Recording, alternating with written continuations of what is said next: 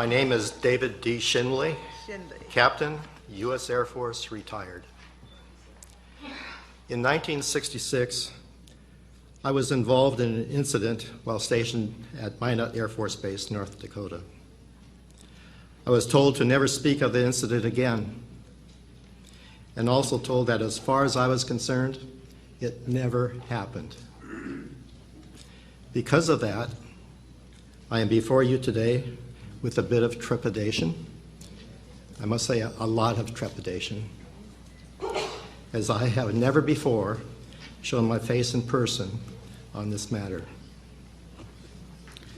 I was a Minuteman ICBM launch control officer, a first lieutenant, and a deputy missile combat crew commander in a two-man launch crew with my crew commander who held the rank of captain.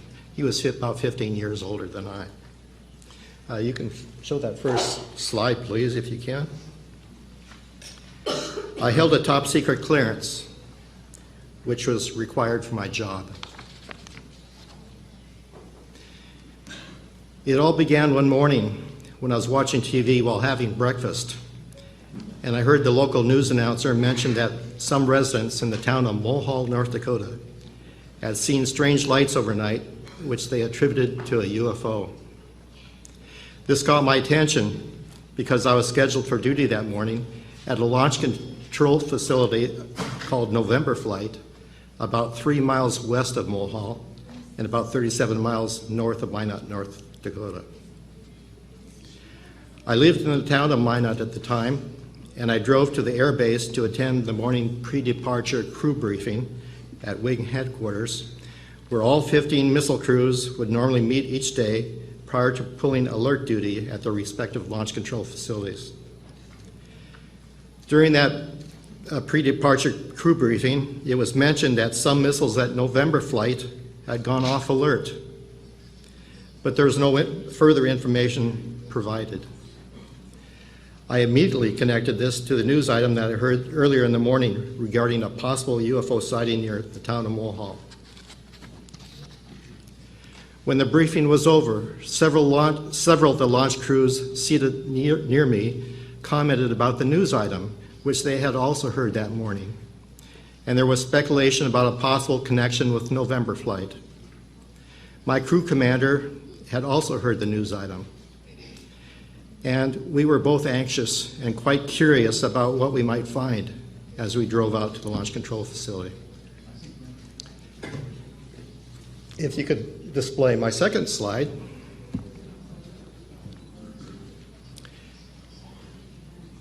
On this second slide, I don't believe you members have a picture of this, but you can see it on the screen here.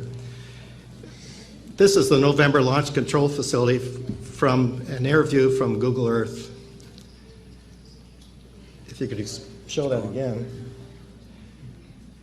There is an access road to the flight to the facility from the north, coming down to the flight facility, where there's a main gate at the perimeter fence.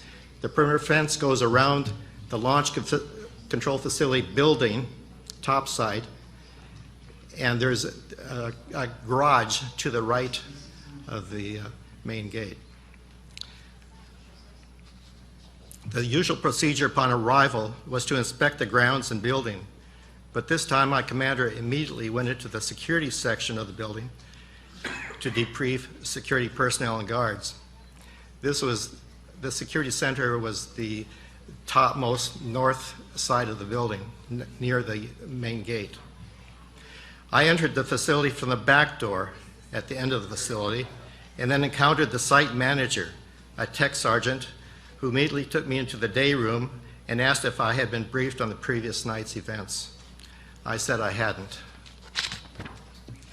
We then proceeded toward the windows on the west side of the day room, where he described to me the large object with flashing lights that had been hovering just outside the fence that night. And he spread his arms out in front of him to indicate its size, the size of the object.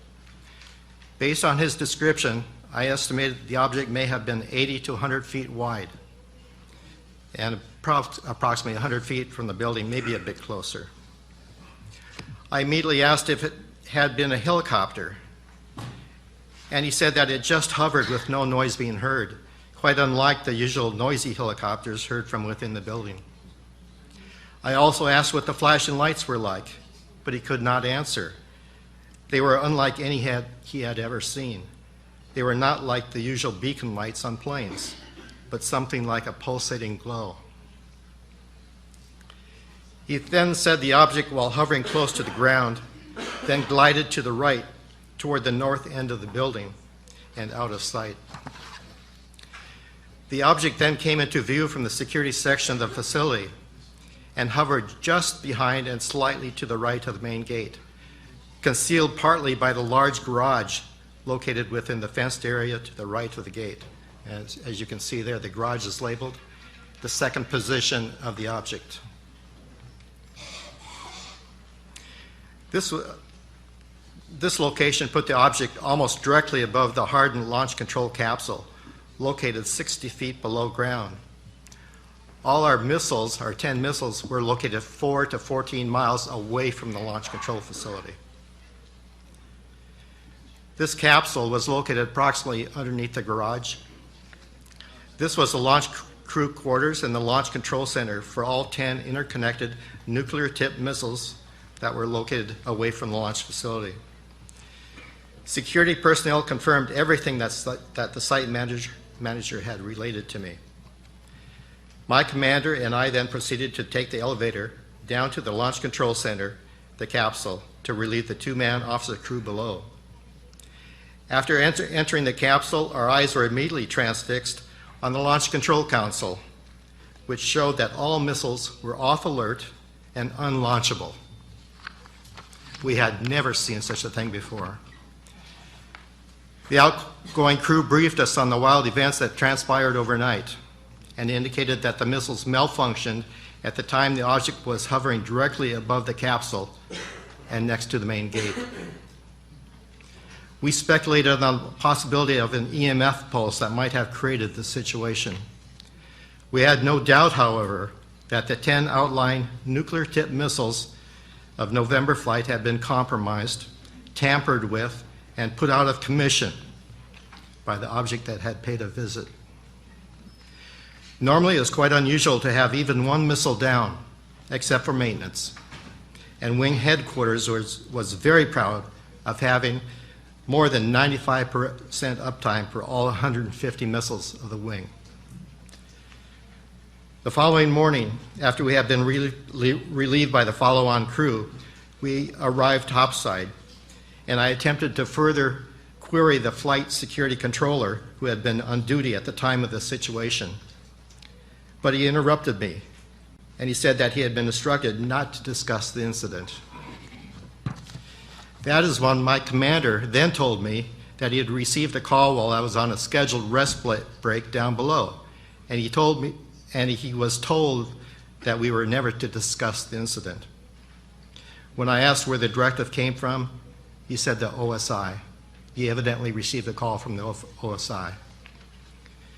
With no discussion allowed on the subject between him or me together or with anybody else, my crew commander and I were left in limbo and left on our own to conjure in our own minds how other situations might unfold and be handled. Normally, the Air Force would train us on all procedures. We were in a simulator constantly training. This serious lack of follow-through by the Air Force was more than bewildering, and it served to keep this situation on our minds. Together, there were a dozen of us involved with this incident. My commander and I were not there during the encounter, but we had to deal with the ramifications of the incident, and I'll never forget the frightened emotion on the faces of topside airmen who were gathered with me when I was briefed by the site manager. Because those of us at the launch control facility, besides those of us at the launch control facility, there had to be many more people involved with this, including maintenance people who had to retarget and reline the missiles, also additional security personnel to guard and protect the missile launch facilities, and who knows how many others on base. were concerned. Everyone had been silenced. The incident was never discussed, and I never heard a word of any other incident from people that I associated with. I never spoke a word about my incident for almost 40 years, and my wife never knew. After several years of searching the internet in hopes of finding someone who would give me a clue about my incident. Excuse me, Mr. Schindele. Yes. I yield you additional 2 minutes. 2 minutes, excuse me. Okay, thank you. Thank you.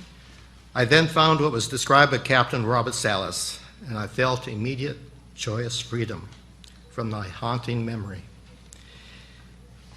I then informed my wife.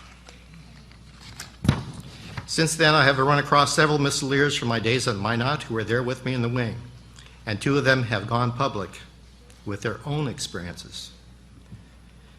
2 others have described to me their unique experiences, but they have pleaded that I not divulge their names.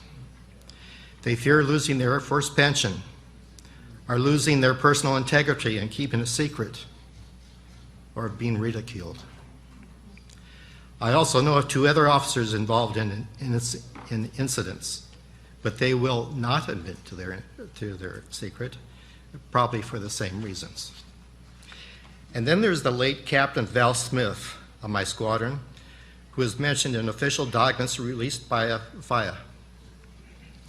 He was interviewed by the late Dr. Alan Hynek of Blue Book fame, who wrote an article in the Saturday Evening Post, published on 17 December 1966, which described the incident that Smith was involved with on 25th August 1966. Hynek stated in the article, "This incident was not picked up by the press. It's typical of the puzzling cases that I've studied during the 18 years that I've served as the Air Force's scientific consultant on the problem of UFOs." Display the 3rd slide, please. Just prior to the release of this Post article, the Minot Daily News got wind of it and then published on 6 December 1966 a front page news item with major bold headline that read, "Minot Launch Control Center saucer, cited as one indication of outer space visitors." The front page. I remembered this article. I thought, oh, maybe I can start talking. In 1966, when I was at Minot, the evidence was everywhere that something quite unique was happening.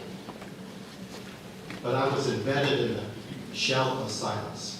The Air Force knew the truth. The Air Force knew that I knew the truth. And that is the only reason they warned and instructed me that it never happened.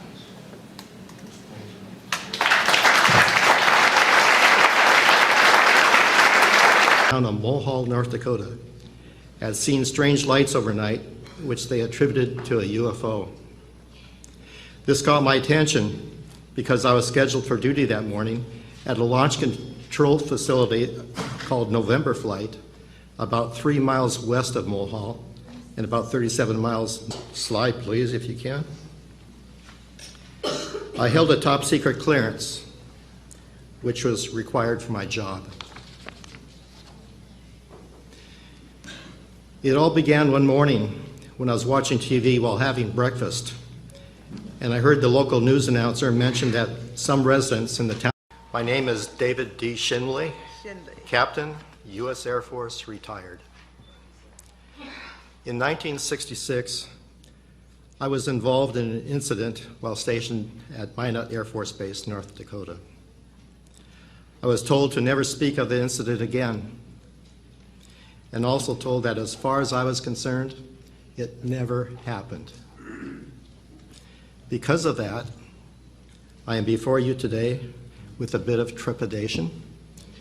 I must say a lot of trepidation, as I have never before shown my face in person on this matter. I was a Minuteman ICBM launch control officer, a first lieutenant, and a deputy missile combat crew commander in a 2-man launch control launch crew with my crew commander who held the rank of captain. He was about 15 years older than I. You can show that first